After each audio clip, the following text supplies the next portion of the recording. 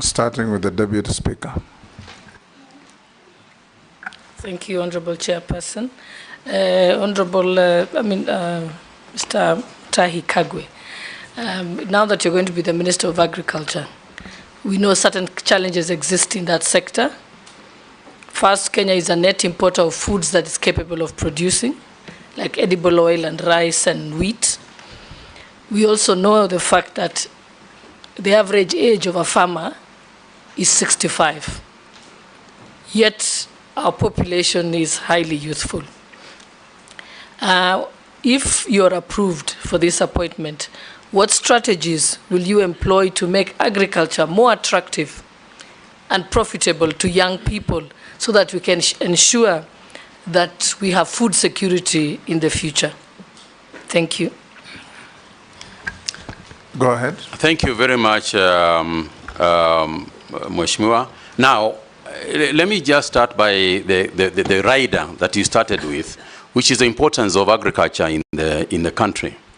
And to say that over the years, the problem that you have alluded to, the issue of food importation, the issue of youth, has been around with us. The framework on which the current agriculture ministry is being run, or is agricultural sector transformation and growth strategy.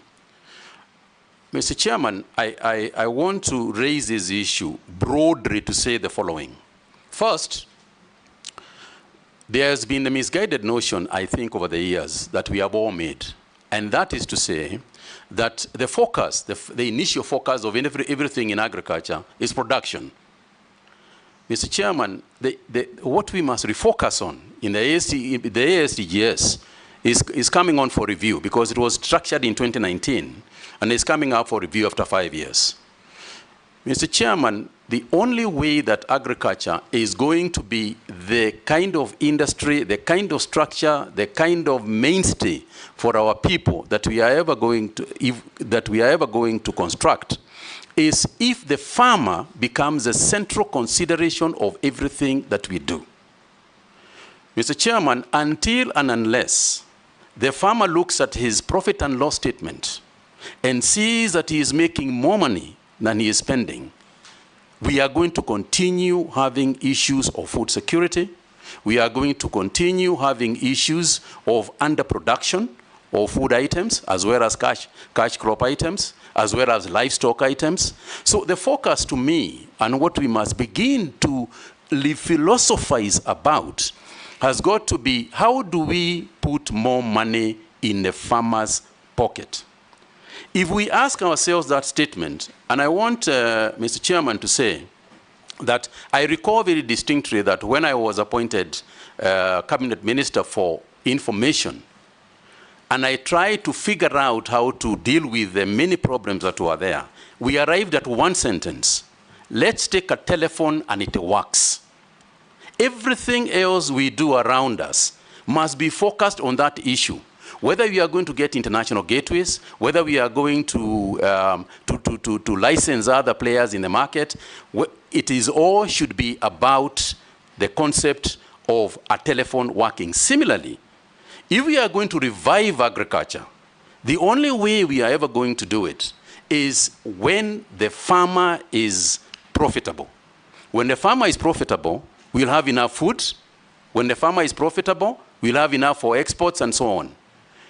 But no matter how many papers we write, no matter how many debates we have, no matter how much discussion we are going to have, unless and until the farmer looks at his balance sheet and says that income equals price times quantity, we are not going to succeed. So for me, therefore, when we look at the sphere, when we look at the entire agricultural space, then things that we do should go to that. You talked about the youth. Youth today, Gen Zs, millennials, and others, are about one thing if they are going to go to business. It's about profit. It's about making money. No youth is going to go to agriculture because we are urging them to go there. They are only going to go to agriculture if they are going to make money.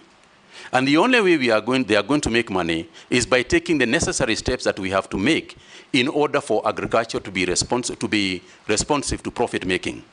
Now, Mr. Chairman, this is very broad, and therefore you allow me space just to expand a little bit. There are many activities within the agricultural sector that we have to carry forward, that we have to do. For example, just to take youth as an example. In order for us to attract the youth into agriculture, youth have no land to grow food on. A lot of the young people don't have land.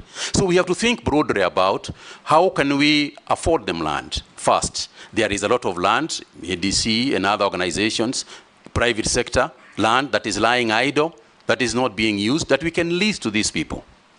Now, in order for us to lease land to these people, we have got to make sure that the land, that the use of the land that they are getting is going to be profitable to them. Because that's why, in the first place, they are going to go for that idea. How are you going to do that? Our research organizations must ensure that we have done proper soil analysis. Our seed people must have the correct seeds so that people can plant seeds that germinate, seeds that produce the correct product. We have got to plant the right crops in the right places so that they can grow en masse and produce more per acre. So we have got to use the technology because youth are interested in technology. And also we have to define, when we say that the youth should be involved in agriculture, which part of agriculture are we talking about? Because it is not just about growing to grow crops. For example, tourism in agriculture is being involved in agriculture. You know, you travel all over the world and you see yourself being taken to places where they grow all sorts of things in other nations. We want people to come to Kenya also to see our agriculture. That's an area that can be attractive to the youth. There is fintech and agri-finance. These are the areas that the youth are going to be interested in. So in a nutshell, Mr. Chairman, the business of agriculture has got to be looked at from a profit and loss in order for us to make it worthwhile and in order for us to revive it. Agriculture for the youth must be made cool. It is too ordinary. It's too boring. Youth are not going to go there the way it is structured today. It's got to be something more exciting that involves technology, that involves new ways of doing things, that involves areas in agriculture that we have not quite spent our time on. Things like hydroponics, aquaponics.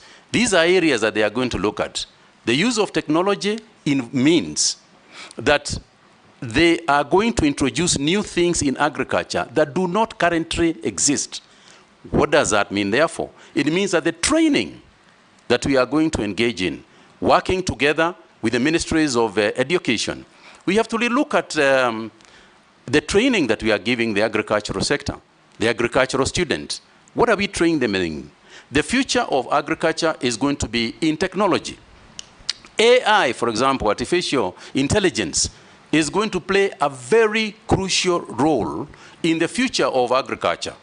And if that is the case, are we educating our people, our future farmers, enough to deal with that issue? They are doing it elsewhere. If you go across the world, they will be doing that. So the question is whether we are preparing ours to compete with the best in the world. Thank you. Majority Leader, I will encourage you, nominee, to exercise some brevity in answering